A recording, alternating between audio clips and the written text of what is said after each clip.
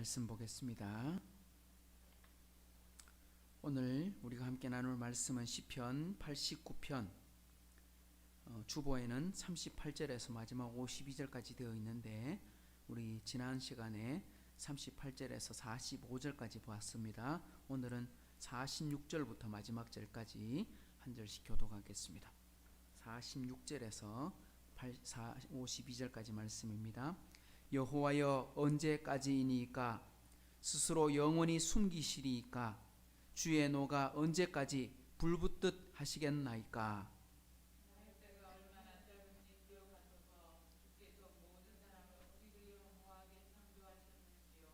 누가 살아서 죽음을 보지 아니하고 자기의 영혼을 수월의 권세에서 건지리이까?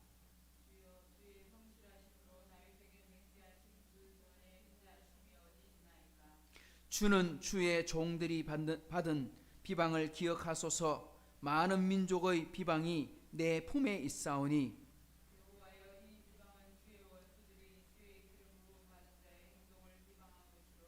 같이요. 여호와를 영원히 찬송할지어다. 아멘. 아멘. 아멘.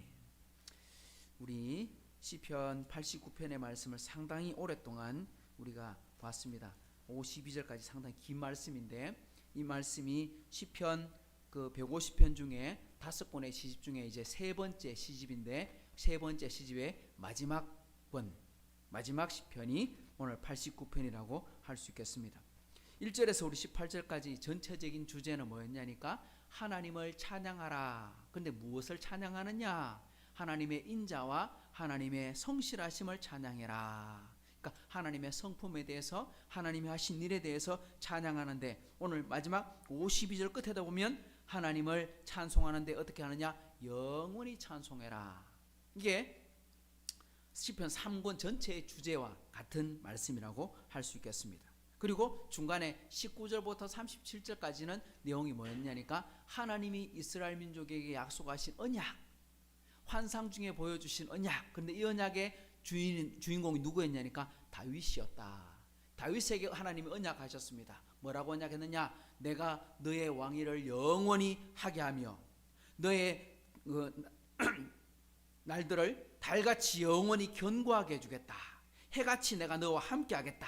그렇게 약속하시고 너의 보좌, 너의 후손, 이렇게 말씀하시는데, 그때 말하고 있는 너의 후손과 너의 보좌가 영원하다는 말은 단순히 이스라엘 민족의 다윗의 왕가를 영원하겠다는 의미보다는 어떻게 연결되느냐? 장차 오실 메시아를 예언하는 시다. 그래서 오늘 이 89편도 여호와를 대망하는 시, 예언하는 시, 그렇게 볼 수 있다라고 말씀을 드렸습니다. 그리고 52절까지 이제 세 번째, 그러니까 59편을 1절, 2절, 3절 이렇게 세 가지로 나눈다면 우리 38절부터 52절까지가 세 번째 부분인데, 여기에 내용은 뭐냐니까 이제 기도로 들어가는 본론입니다. 기도의 말씀인데 38절을 시작할 때 어떻게 시작하냐니까 그러나 하나님이 약속하기는 다윗에게 약속할 때 이렇게 약속했습니다. 해가 같이 내가 너와 함께 하겠다. 달같이 영원토록 너의 권위를 견고하게 하겠다. 그래서 하게 해주셨는데 38절부터 마지막 이제 51절까지 읽어보면 분명히 약속은 영원히 강하게 견고하게 그렇게 말씀하셨는데 38절부터 기도하는 내용에 보면 어떻게 나오냐니까 그러나는 어떤 의무사입니까? 긍정입니까? 부정입니까?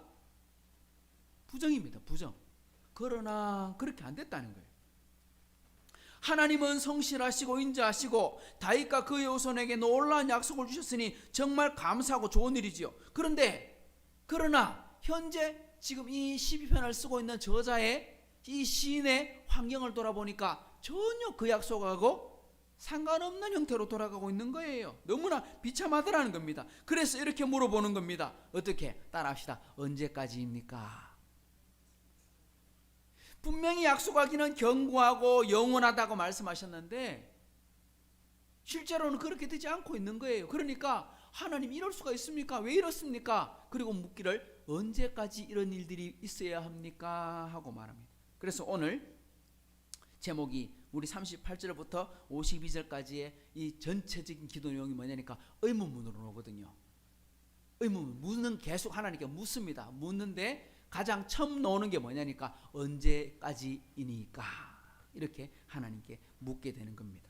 오늘 46절을 보십시다. 시작. 여호와여 언제까지니까 스스로 영원히 숨기시리까 주의 너가 언제까지 불붙듯 하시겠나이까. 보니까 몇 번 물어요? 3번.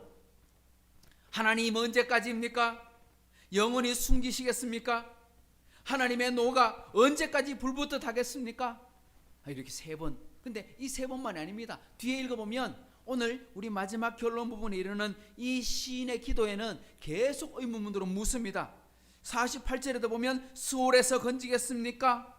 49절에 보면 인자하심이 어디에 있습니까? 계속 의문문, 질문의 형식으로 기도를 하고 있습니다. 기도의 내용도 전부 다 보면 부정적인 내용으로 다 이루어져 있어요. 긍정적인 기도가 나오지 않아요. 그렇다면 진짜로 그렇다는 거예요? 여기 내용 읽어보면 하나님이 그런 분이 아니잖아요. 하나님의 시작할 때, 우리 이 시편을 시작할 때는 하나님을 찬양해라, 하나님의 공의와 성실하심과 인자하심을 찬양해라 그렇게 말해놓고는 오늘 마지막 뒤에 와서 기도할 때는 보면 계속 부정. 왜 그럴까요?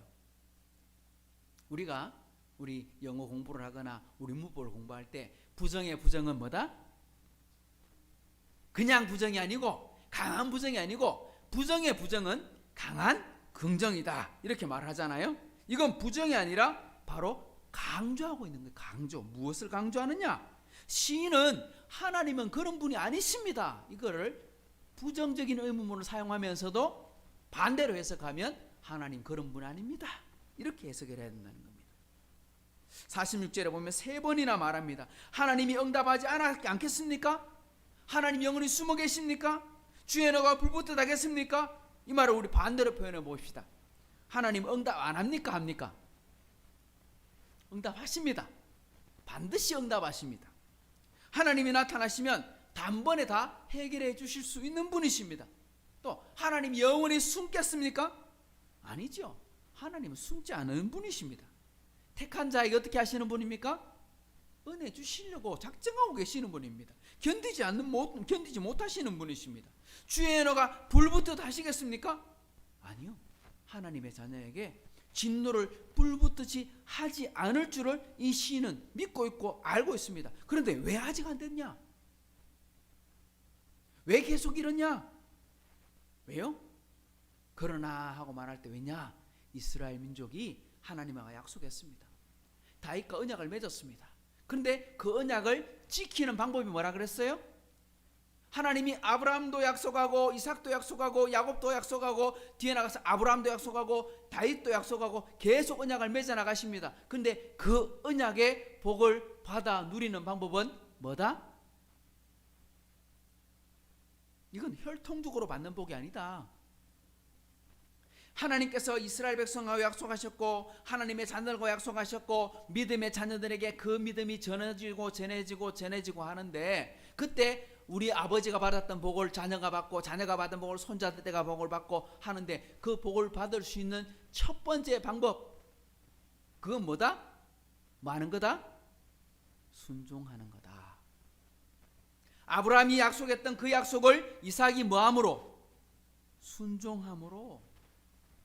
하나님이 이삭에게 아브라함에게 100세에 낳은 아들 그 아들 바쳐라 할 때 아브라함이 순종했던 것처럼 이삭이 순종하고 이삭이 하나님 말씀에 순종하고 그랬더니 그 해에 농사지어 땅에서 100배의 수확을 얻게 되고 마침내 거부가 되게 되는, 다르게 말하면요, 하나님의 복은 아버지가 기독교인, 아들이 기독교인, 손자가 기독교인, 쉽게 말하면 모태신앙이라고 복 주시는 게 아니라고 했습니다.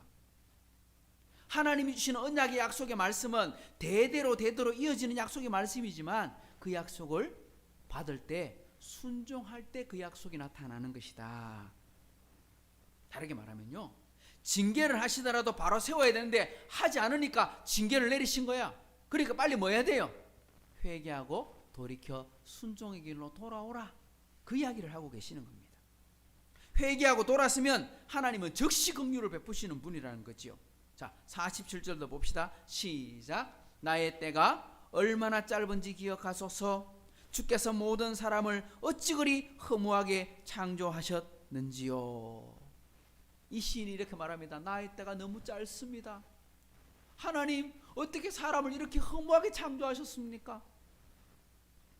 이 말씀을 보면 맞아요, 틀려요? 나의 때가 어찌 이렇게 짧은지를 기억하십시오. 하나님이 모든 사람을 어떻게 이렇게 허무하게 창조하셨습니까? 우리 인생이 허무한 것입니까?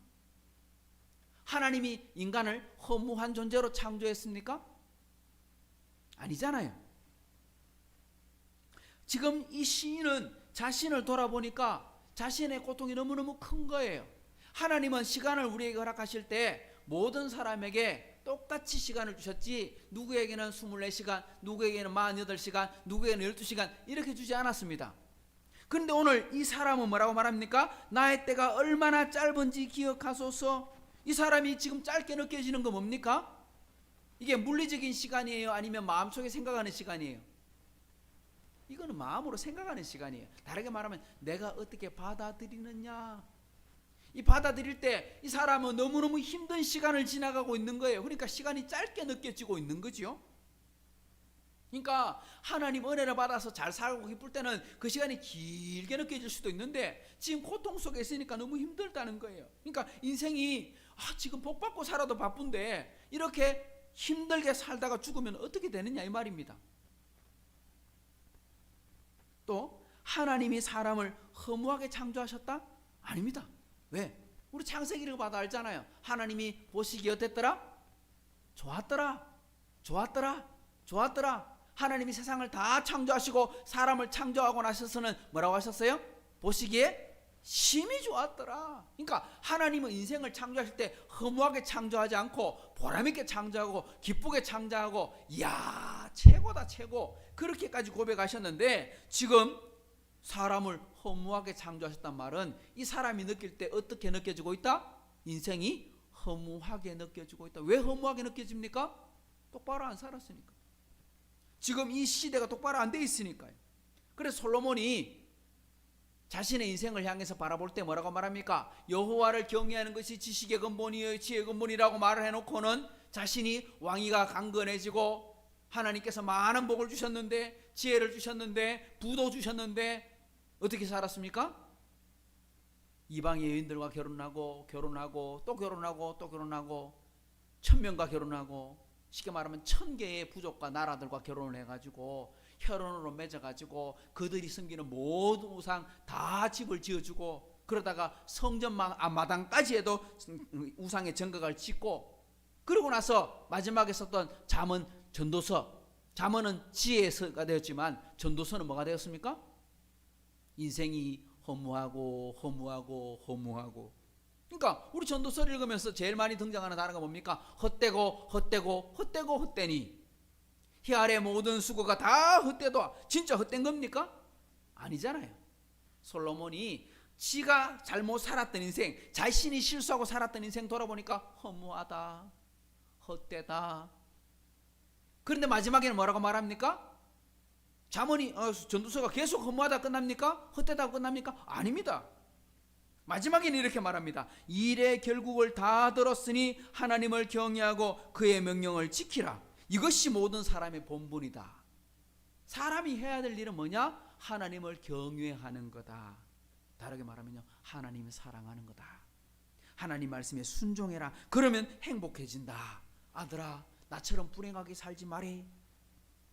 그래서 어떤 성경학자들은요, 전도서 내용이 다 부정적인데 허무하다 헛되다 켜놔놓고 마지막 12장에 와갖고는 결론이 갑자기 확 바뀌잖아요. 그래 그 분위기가 너무 180도로 바뀌었잖아요. 그래서 어떤 학자들이 이렇게 말한다고요. 전도서 11장까지는 솔로몬이 쓰고 마지막 12장은 딴 사람이 쓴 거야. 왜? 너무 틀리잖아. 그렇게 해석하는 사람도 있다고요. 아니 그게 저는 그래 생각 안 합니다. 그게 아니다. 잘못된 인생을 살았던 솔로몬이 이제 바로 깨달았다. 지혜를 깨닫고 복을 받았을 때는 잠언을 쓰고 막 쾌락을 즐기고 누리고 살다가 마지막 죽을 때가 다 돼갖고 하나님 앞에 설 때가 다 되니까 그때서야 회개하고 정신 차렸는데 앞에 살았던 과거를 기록할 때 하나님 없이 살면 헛된 것밖에 못 깨닫는다. 그리고 마지막에 이게 아니구나. 창조자를 기억해라. 청년이여 창조자를 기억해라. 하나님 계신다. 분명히 계신다. 그러니까 그걸 깨달아라. 이걸 바로 가르쳐주고 있는 겁니다. 이 시인이 바로 지금 그걸 고백하고 있는 겁니다. 하나님이 허무하게 인생을 창조하신 게 아니라 우리가 지금 허무한 길에 서 있습니다. 이렇게 말하는 거죠. 48절도 볼까요? 시작. 누가 살아서 죽임을 보지 아니하고 자기의 영혼을 수월에서 건지리까. 지금 누가 살아서 구원을 받을 수 있습니까? 이 말입니다. 누가 살아서 죽음을 보지 않고 자기 영혼을 수월의 권세에서 건져내겠습니까? 사람은요 누구나 한번 죽어요. 성경이 뭐라고 말합니까? 죽는 것은 정한 것이요 그 후에는 뭐가 있다? 심판이 있으리니. 그런데 언제 우리가 구원받아야 됩니까? 언제 우리가 회개해야 됩니까? 심판받기 전에, 죽기 전에. 근데 여기 누가 그렇게 할 수 있습니까? 이 말은요 인간은 할 수 있다 없다? 누가 그렇게 하겠습니까? 이 말은요 사람은 그렇게 할 수 없다 이 말입니다. 사람들이 노력한다고 되는 게 아니다 이 말입니다. 그러니까 어떻게 해야 됩니까? 89편에 나왔습니다. 시작할 때부터 나왔습니다. 뭐냐? 여호와의 인자하심 붙잡으면 된다. 하나님의 성실하심 붙잡으면 된다. 바로 뒤에 나오죠. 49절 보십시오. 주여 주의 성실하심에 다윗에게 맹세하신 그 전에 인자하심이 어디 있나이까? 앞에 주의 성실하심을 찬양하라, 주의 인자하심을 찬양하라 그러놓고 여기는 뭐라고 말합니까? 어디 있겠습니까? 이렇게 말하는 건 없다는 뜻이 아닙니다. 오늘 이 시인이 계속 반복하는 단어가 하나 있어요. 긍정적일 때도 나왔고 부정적일 때도 나왔어요. 뭐냐 하니까 오늘 이 시인 89편에서 계속 반복되는 단어는 뭐냐니까 주라는 단어입니다. 주여, 주의 백성이, 주의 나라가, 주의 말씀, 주의 언약, 주의 성실하심, 주의 인자하심. 다르게 말하면 초점이 누구한테 있다? 하나님 앞에 있다. 주께 있더라. 사람은 형편없는데 지금 나라도 형편없고 환경도 형편없고 문제가 심각한데 지금 나라와 주의 백성들은 실패의 연속, 실망의 연속이지만 그렇지만 이들이 누구냐? 주의 백성 아닙니까? 주의 나라 아닙니까? 실수하고 잘못해도 하나님의 자녀들 아닙니까? 내 것이 아니고 주님의 것입니다. 주인은 내가 아니고 하나님이 주인이십니다. 그러니 다시 한번 하나님의 약속을 기억하고 은혜를 내려주십시오. 이렇게 고백하는 거거든요. 그러니까 우리가 이 말씀을 우리가 읽을 때 부정적으로 인식하지 말고 긍정의 언어로 다시 바꾸어서 우리가 읽어보면 이 속에 정답이 들어있는 거예요. 자, 마지막 50절, 51절도 읽어볼까요? 시작. 주는 주의 종들이 받은 비방을 기억하소서. 많은 민족의 비방이 내 품에 있사오니 여호와여 이 비방은 주의 원수들이 주의 기름 부음 받은 자의 행동을 비방한 것이로소이다. 여기는 반복되는 단어가 4개 나오는데요. 4번 나오는데 뭐가 나오니까 비방이라고 하는 단어가 나옵니다. 한 절에 2번씩 4번 반복해 나옵니다. 비방. 주의 백성들이 받은 비방을 기억하십시오. 많은 민족의 비방이 내 품에 있습니다. 다르게 말하면요, 사람들한테 욕먹고 살고 있습니다. 이런 뜻입니다. 그런데 왜 욕먹고 살고 있습니까? 누구 때문에? 우리들 때문에. 이 시인은 내 때문입니다, 내 탓입니다, 이렇게 말하는 것입니다. 이유가 뭐냐? 잘 보십시오. 여호와여 하나님이여 이 비방은 주의 원수들이 우리를 향해서 욕하고 있는 겁니다. 다르게 말하면 예수 믿지 않는 사람들이 교회를 향해서 욕하고 있습니다. 왜 욕합니까? 이유는 이겁니다. 주의 기름 부음 받은 자의 행동을 비박하는 것입니다. 이렇게 말했습니다. 우리는 어떤 삶을 살아야 되는지를 말해주고 있습니다. 비방받는 삶이 아니라 욕먹는 삶이 아니라 하나님께 영광을 받으시는 삶을 우리가 살아야 된다 이 말입니다. 그런데 왜 비방하느냐? 이게 하나님 때문이냐? 아니요, 우리들 때문에, 교회 때문에 이런 비방이 있다는 것을 기억해야 됩니다. 이 말씀 다르게 말하면요, 지금 우리가 겪고 있는 모든 것들은 주님이 우리에게 주신 것, 허락하신 것이지만 우리 때문입니다. 우리가 잘못했기 때문입니다. 이 시인은 이것을 정확하게 이해하고 있습니다. 주의 기름 부음 받은 자의 행동을 비방한 것입니다. 그러니까 교회가 교회답지 못하고 예배가 예배답지 못하기 때문에 비방을 받게 되는 거예요. 하나님의 영광이 없어졌느냐? 아닙니다. 하나님의 영광 그대로 계십니다. 하나님이 사랑 없으시냐? 아닙니다. 하나님 사랑이 여전하십니다. 하나님 공의가 안 나타나느냐? 아닙니다. 하나님 지금도 공의로우신 분이시고 공의로 결국은 심판하실 분이십니다. 그러니까 하나님은 영광이시고 하나님은 사랑이시고 하나님은 공의신데 주님의 몸된 교회가 그 공의를 나타내지 못하고 그 사랑을 나타내지 못하고 하나님의 영광을 나타내지 않으니까 비방이 우리에게 나타나고 있는 겁니다. 그러니 우리가 다시 한번 삶을 돌아보고 하나님 앞에 바로 서야 하나님이 우리를 통해 영광을 받으시고 복을 받게 된다는 것입니다. 마지막 결론이 3권 전체의 결론입니다. 52절 시작. 여호와를 영원히 찬송할지어다. 할렐루야. 무슨 말입니까? 제대로 살자 이런 말입니다. 제대로 찬양하고 살자. 은혜 받은 대로 은혜를 누리고 은혜를 나누고 살자. 그게 뭡니까? 하나님을 찬양하는 것이 되겠지요. 오늘 우리 59편까지 89편까지 오늘 52절까지 마지막 말씀 우리가 오늘 시편 89편의 결론은 한번 더 따라합시다. 여호와를 찬양하라. 여호와를 찬양하라. 무엇을 찬양하느냐? 하나님의 인자와 성실하심을 찬양하는 것입니다.